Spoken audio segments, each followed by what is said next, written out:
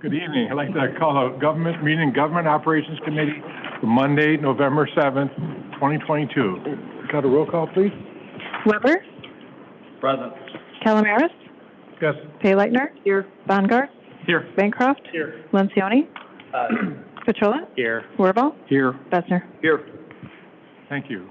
We have one administrator, the fuel tax, October 22nd. Any comments or questions on that? Okay, seeing none. We have two items for announcements vote tonight.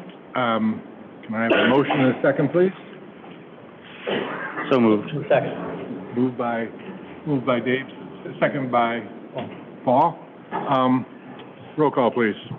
Weber? Yes. Calamaris? Yes. Payleitner? Yes. Bongard? Yes. Bancroft? Yes. Lencioni? Yes. Petrola? Yes. Wirball? Yes. Bessner? Yes. Thank you. That motion passes. We have item 6A, recommendation to repeal City Ordinance Title IX, Public Peace, Morals, and Welfare, Chapter 9.28, begging. Good evening, Chief. Good evening. So members of the committee, we fielded some inquiries over the last couple of weeks, reference some panhandling, some of our intersections within our community, and then in researching our ordinance 9.28 and in talking to City Attorney Peppers, there's been a recent court ruling in another Chicagoland suburb that was dictated that those ordinances are now unconstitutional. And then furthermore, the Illinois Vehicle Code has a statute 625 ILCS 5/11-1006C that also was part of the litigation where the Supreme Court of the state of Illinois directed the state police not to enforce that ordinance. So our recommendation is to repeal our ordinance as stated, and I can answer any questions that the committee has, and of course Mr. Peppers is here as well. Any questions or comments? Dave? Chief, is this particular litigation, it was decided by the Illinois Supreme Court as it being, or it was decided by the Supreme Court, right? It's not an appellate court, is that correct? So it's the law. There's no option to see it again or have it reviewed again? Thanks for the question. No, it was Illinois Supreme Court, two cases, one in 2019, one in 2021, finding that statute and any companion municipal ordinances on panhandling are unconstitutional. They actually took the further step that removed tort immunity from the police officers. So all municipalities are encouraged to remove that statutory or code provisions, and not enforce it, which is why we're taking it off our code tonight. Right, so it's okay. Went all the way to the top, okay. Yeah, the Illinois Supreme Court. There are different avenues at the U.S. Supreme Court, but I don't think they would rise to that level. Okay, all right. So, with the repeal of this ordinance, how does this apply with private property? Because there is a mention in our code about private property. So how does that work? Mr. Peppers, correct me if I'm wrong, so our ordinance covered it citywide, and then the Illinois Vehicle Code covered it on highways. Right. So my understanding of it is our officers cannot enforce this anywhere within our corporate limits. And then also, we also can't write a companion state violation for anyone who's pandering or panhandling on, let's say, a state roadway like Route 64 or Randall Road being a county roadway. I don't think we have any enforcement authority whatsoever.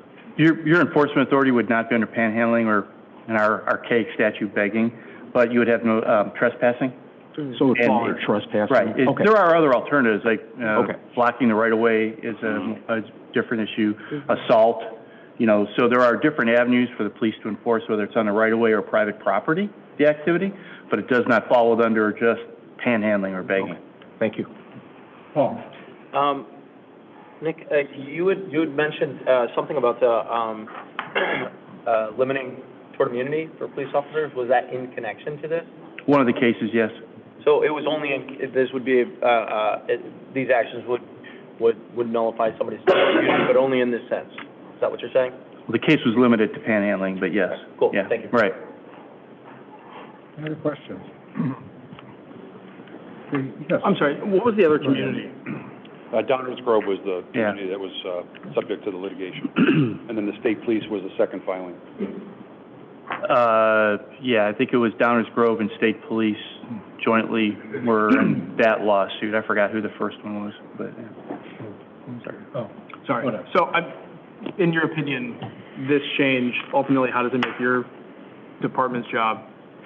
You know, to Mr. Pepper's point, there's some underlying factors that we can use in investigating cases such as these, whether there's a trespass issue that we can obviously maybe enforce or look to work with the property owners. If it's in a highway where most of these take place, I just had one recently where I looked at the credibility of the 501c3 or the non-for-profit. It wasn't registered with the Illinois Attorney General's office, and I, in a nice manner, asked the folks to leave, and then I did an inquiry back at the station as far as the legitimacy of their entity. So some of the ones that we get called into question on are folks that sometimes we don't know whether or not there's a valid charitable arm to their organization.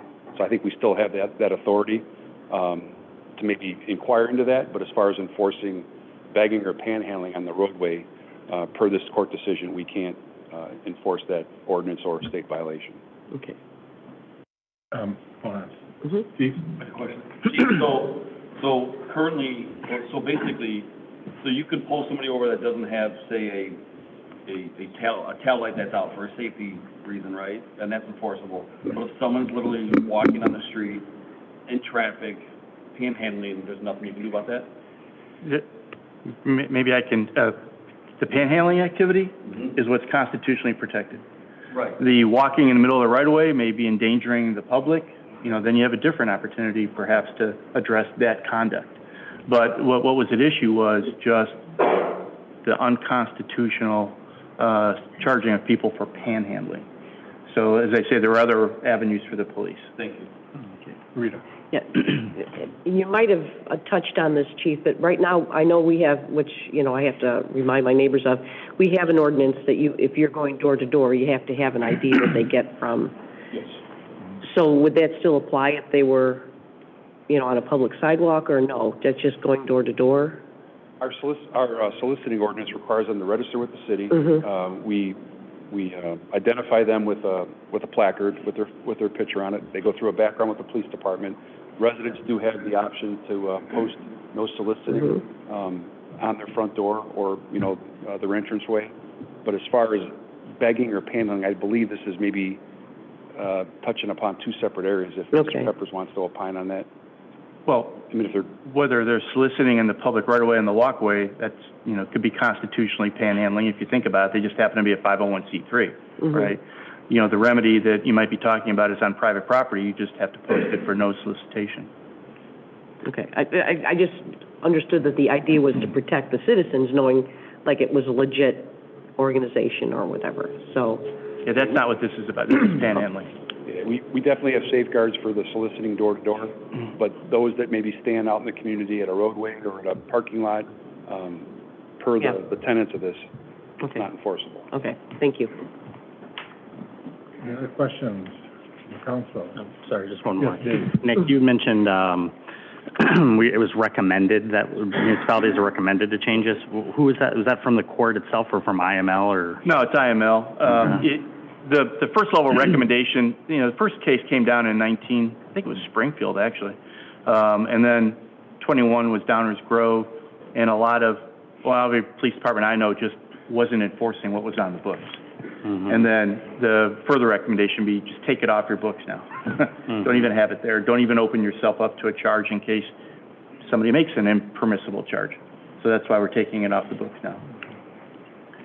Yes, Todd. So not a question or anything, but maybe it helps the council. So differentiating the panhandling activity, no different than homeless. So in Chicago, as a property owner there, we get a lot of this kind of thing. And basically what the aldermen are coached to deliver as a response is, it is not a crime to be poor or to panhandle, and it is not a crime to be homeless. And that's why these statutes are held unconstitutional. And that's really the response. Now, walking in a street, endangering somebody, going door to door on private property, all different activities that don't apply, but the status of being a panhandler is definitely constitutional. It's just not a crime. So. Any other questions from the council? Any questions from the audience? Okay. Seeing none, can I have a motion and a second then? Motion. Moved by Bill. Second. By Rita. Roll call, please. Weber? Yes. Calamaris? Yes. Haylaitner? Yes. Bongard? Yes. Bancroft? Yes. Montioni? Petrola? Yes. Wirbal? Yes. Besser? Yes. Thank you, that motion passes. 7B, recommendation to approve the preliminary estimate of the 2022 property tax levy for the city of St. Charles in the amount of $24,351,284.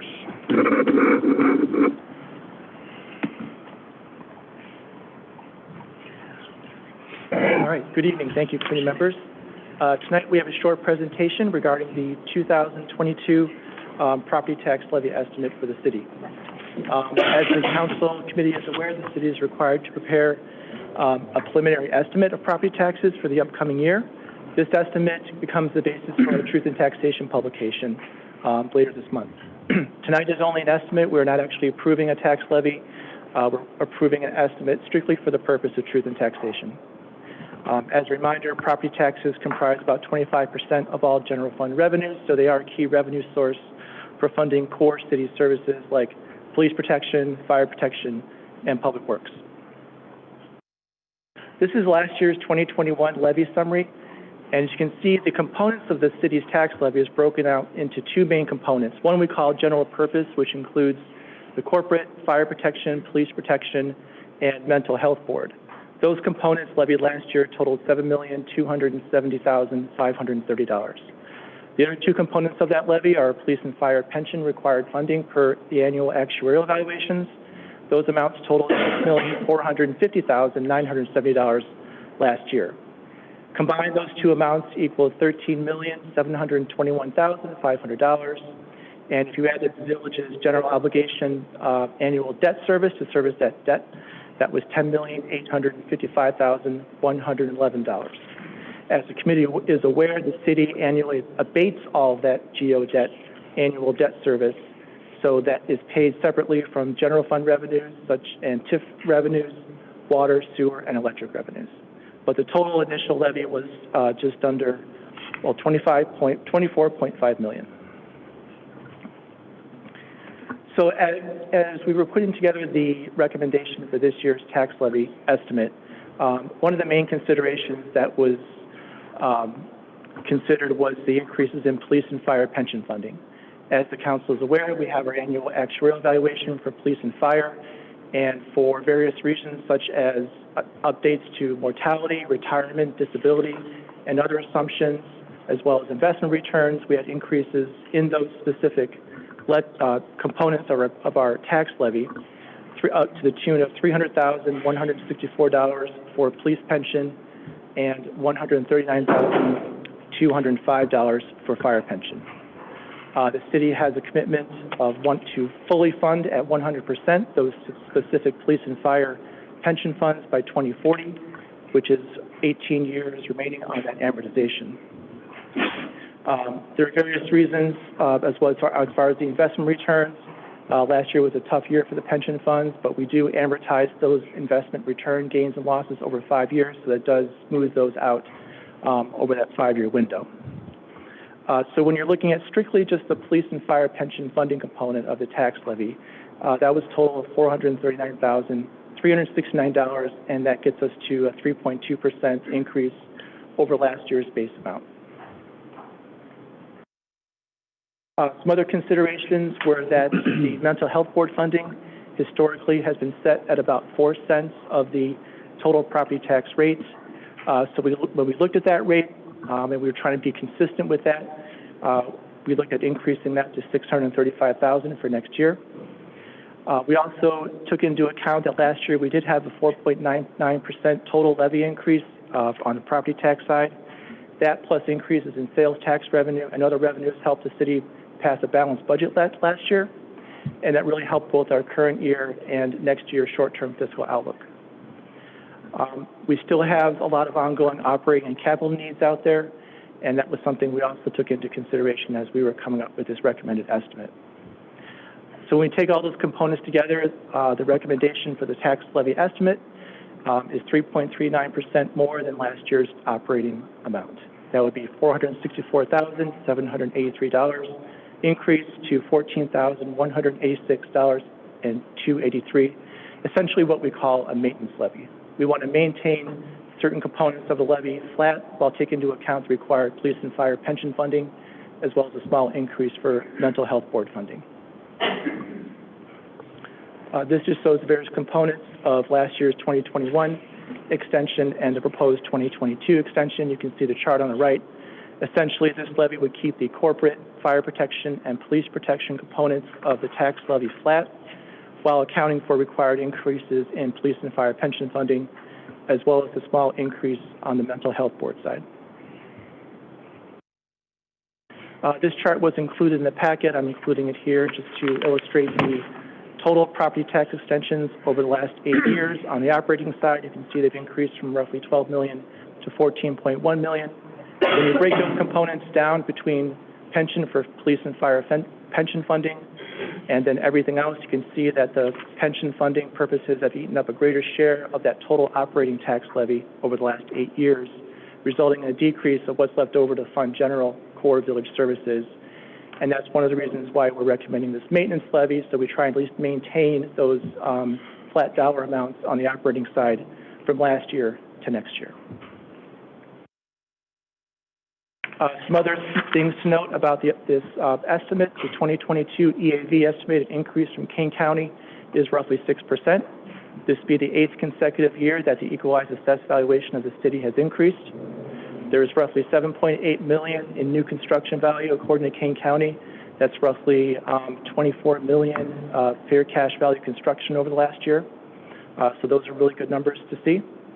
That equates to a 2022 estimated EAV of the city of roughly $1.7 billion. The 3.39% recommended increase would result in an estimated tax rate decrease of 0.85 to 0.83. This is subject to final assessment changes and various other adjustments that may occur. One thing I want to note that the CPI factor for 2021 was 7%. This actually resulted in the first time that the PTEL factor was the maximum of 5%, which is what non-home rule governments and most other local governments have to adhere to. That's not applicable to the city, but I just want to mention it because we have had inflationary impacts to funding city operations over the last year, which is another reason why we want to at least recommend this maintenance levy for 2022. The estimated increase we're looking at is approximately $24 a year for a homeowner with a fair cash value of $300,000. That is what that number is based on. So including the annual debt service, which is planning to be abated as part of this process of $10.1 million, that would be a total estimated levy of $24,351,284. Lastly, I just want to reiterate that the city's portion of the property tax bill is just over 10%, and the remaining portions of the property tax bill go to the other taxing districts as illustrated above. Thank you, and I'm happy to answer any questions. Yes, any questions or comments? Rita. Yeah, Bill, just some clarity. I'm thrilled that the mental health board will be increased. Are we changing that 4 cents, or are we just subsidizing? We are trying to stick close to that 4 cents. It's varied slightly over the years, but sometimes it's been a little bit more, sometimes it's been a little bit less based on how the EAV comes in. Right, right. But we're kind of sticking generally to that 4 cents. Okay, so that there's no general fund subsidy that'll be covered with the... No. Okay, thank you. Yep. Any other questions or comments from the committee? What's the likelihood that you're calling this a maintenance levy, right? Yeah. So pensions are going to go up every single year, or obligation, right? What's the likelihood that we're going to have to run into this maintenance levy again next year and the year after? That's a good question. I don't know. This year we had a lot of assumption changes on the police and fire side because the Department of Insurance did a kind of a meta study to determine what some of those assumption changes should be. We're hoping to have better investment returns in the future, but it's really hard to tell, what those markets are going to do. So I think it's hard to say how it will play out in the future, but we at least felt comfortable with this specific year recommending that levy amount based on how the numbers are coming in and based on the fiscal outlook for the city today. I know that doesn't answer your question, but yeah, I mean, one of those things where we kind of have to reevaluate it on an annual basis, knowing that it's going to be a long-term discussion going forward. Yeah, and I think, speaking for everybody up here, the concern about passing off something like, well, you know, this is what we have to do, where I think everybody's aware what the economics look like, especially for cities like ours, where, you know, a year or 2 years, you start getting into some stickier conversations about where are we going, and what used to be a, you know, something easier that we have to assume we have to do becomes a larger conversation about what we're spending our money on, what our obligations are. So eventually, this is something that we could be visiting again, likely we'll be visiting again next year. You know, at what point do we start having larger conversations about, okay, where do we want to go? Yep. Paul? Thank you. Bill, looking at this, I have kind of mixed feelings.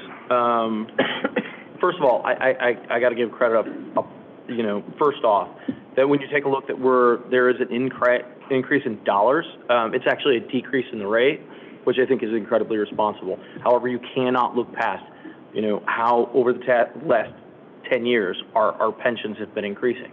You know, and we have a responsibility, and we must find ways to get these pension costs under control. I mean, we have to.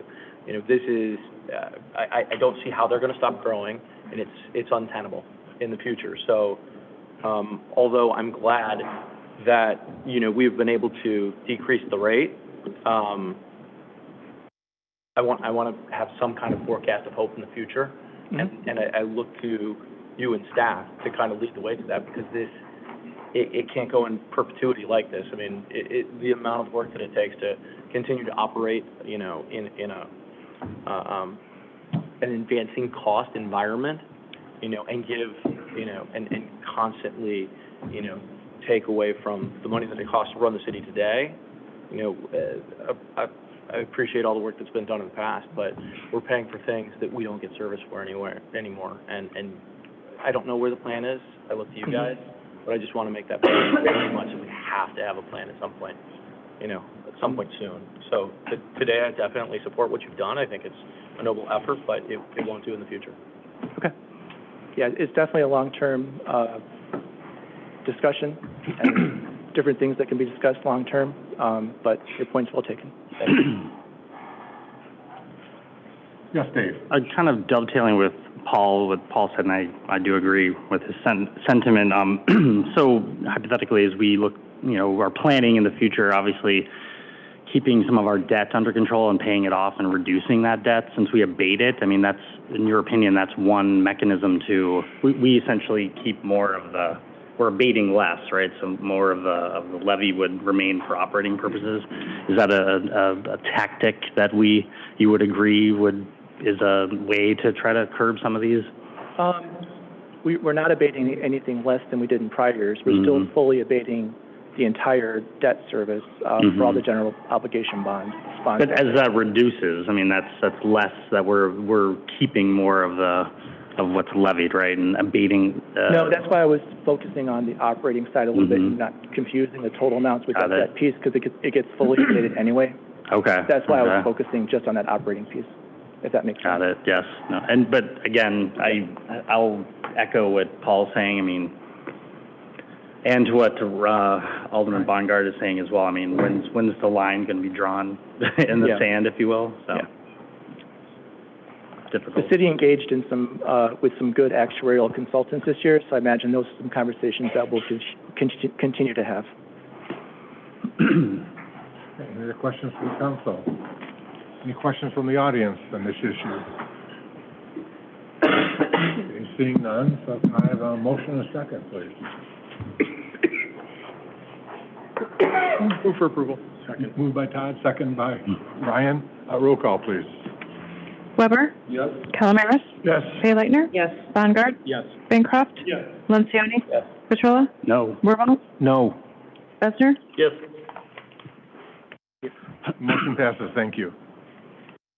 Okay, any comments from the public or anything tonight? Yes, sir.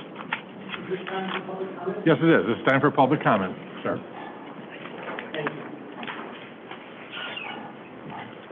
I just have a very brief comment tonight for the City Council, and I thank you for the opportunity for this. My name is Mike Canute. I live at 112 North 5th Avenue in St. Charles. First of all, I'm here to make a brief comment regarding the riverfront development proposals for the old police station site. And I respectfully first ask for a clarification regarding the business of the Planning and Development Committee meeting next Monday. The mayor, in her recent statement, said that the concept plans will not be discussed at the November 14th, 2022 Planning and Development Committee meeting. But I checked the city website. If you go under the tab for these proposals, there's actually still a statement on the website that says, committee discussion of the two proposals is tentatively set for November 14th Planning and Development Committee meeting. I assume that just hasn't been updated since the mayor's statement, but I would just like clarification so we can keep abreast of these things. Is that correct? Does that need to be changed on the website? It will be updated. Okay, thank you. Thank you. Then, very briefly, in that same statement, the Mayor Vitek has said publicly that the city is revisiting the review process for these riverfront proposals, and we believe that's appropriate. But if the process is to be reviewed, then we believe that the two proposals that remain on the table, namely the Frontier Development Proposal and the Murphy Proposal, should be dismissed. It doesn't seem to make any sense to leave those two proposals languishing. I think it creates confusion, it arouses suspicion, and frankly, the longer these proposals sit there, the more stale and outdated the information becomes. So I would respectfully request that they be removed from further consideration. And then finally, I want to be sure the mayor and the city council understand and know that the public opposition to these proposals, and in particular the Frontier Development Proposal, continues to grow. We collect more and more signatures on our petitions every day. The public comments made online continue to accumulate, and we hear from residents every day who are thanking us for raising awareness as to these proposals. So we'll continue to direct emails to the mayor and to the city council as long as the Frontier Development Proposal remains a possibility. The mayor, in her statement, states that she may be slowing down the process, but we are not slowing down in our opposition to it. Instead, we intend to continue to take steps to make sure all of the communications, including the comments, the petitions, the written materials that we gather, are made part of the public record. And we'll figure out how to take steps to do that so that there is evidence of this opposition and that evidence is preserved. And I think it's become apparent in just the few weeks that we've been involved here, and we now call ourselves the Citizens for Responsible Development, that the people of this city do not want any version of the Frontier Development Project on that particular riverfront site, and we continue to demand that it be dismissed from further consideration. And in closing, I'll state that if it's not dismissed, we'll continue sending the emails to express our opposition to it, with the expectation that you'll eventually listen to the residents of the city and pull down that proposal from further consideration. Thank you. Okay, thank you. If anybody wants to respond to any of that at the moment? Okay, okay, hold on. Okay. To the mayor and city council, Greg Taylor, 211 South 3rd Avenue. I think it was a great idea to pull back the proposal of the old police department plans and effort to develop the site in the best possible way. I think that was a great idea. But I think it's also fair to categorize the citizen testimony at the last Planning and Development Committee as being mostly negative regarding the two concept plans. I think it's also true that the Frontier plan received the most intense criticism. Because of this, I would like to see both plans presented at the last Planning and Development Committee completely removed from consideration, and to have the city issue a new request for concept with well thought out parameters. These parameters should take into consideration the input the city has received regarding the site via letters, testimony, and conversation. By using the citizen input for setting the next concept plan parameters, you will increase your chances of achieving citizen support for the eventual chosen plan. And if you decide to proceed in this way, please be objective regarding your received input. And I also encourage you to conduct outreach to the neighborhoods located directly east of this site because these citizens will be most affected by the development. Thank you. Thank you for your comments. Any other comments or questions? Okay.